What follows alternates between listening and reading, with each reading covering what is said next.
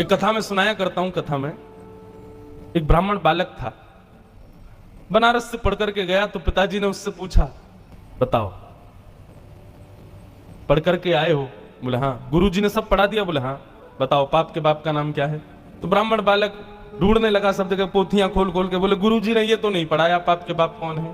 बोले जाओ गुरुजी से पूछ के आओ या ढूंढ के आओ, और जब तक तुमको पाप का बाप ना मिले घर नहीं आना।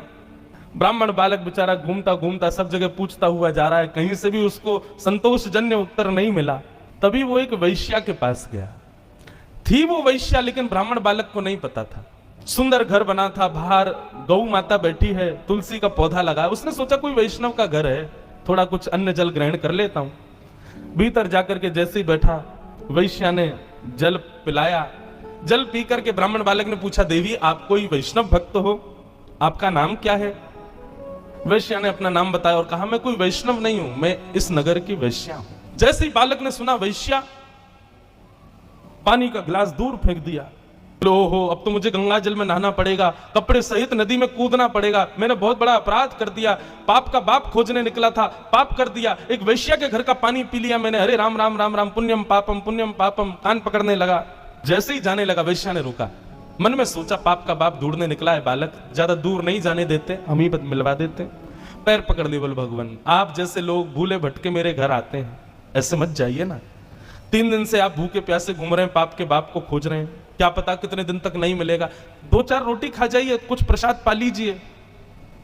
ब्राह्मण बोला, तेरे घर का पानी पीने से मैं अपवित्र हो गया, और तू कह रही है मेरे घर पे भोजन पा लो?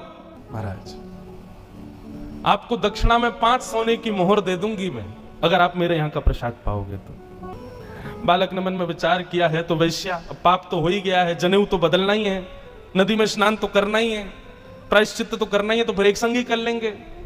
अब 3-4 दिन तक बाहर घूमेंगे, कुछ तो चाहिए, दक्षिणा मिल ही जाएगी। अच्छा ठीक है, लेकिन हम अपने आप बना के पाएंगे भोजन, तुम्हारे हाथ का नहीं पाएंगे। वैश्या बोली, जो आ गया आप पाओ। रोटी बनाने के लिए बैठे तो वैश्या बोली, मेरे घर पर आप आए और आप अपने हाथ से रोटी बना रहे हो, मुझसे देखा नहीं जा रहा है, मैं 5 की जगह 7 सोने की मोहर दे दूंगी, रोटी मुझे बनाने दो। हाथ धो करके बालक उठ गया, बोले लो बनाओ।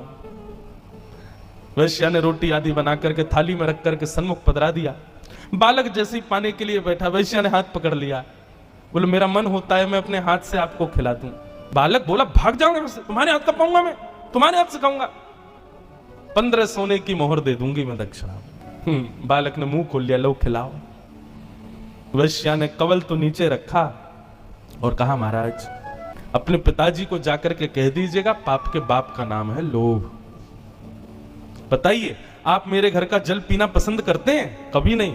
आपको पता चल गया कि मैं वैश्या हूं, उसके बाद मेरे घर का भोजन पाना चाहिए था? नहीं पाना चाहिए था। मेरे हाथ की बनी रोटी खानी चाहिए थी? नहीं खानी चाहिए थी। मेरे हाथ से आपको खाना चाहिए था? नहीं। ये सब आपने क्यों किया? बोले तुम्हारी श्रद्धा। बोले श्रद्धा नहीं, झूठ मत बोलिए, सब दक्षिणा। महाराज पाप के बाप का नाम है लोभ। लोभ किसे कहते हैं? जितना प्राप्त हो उससे अति की कामना, इसको लोभ कहते हैं। पिताजी से जाकर के कह देना पाप के बाप का नाम लोभ है।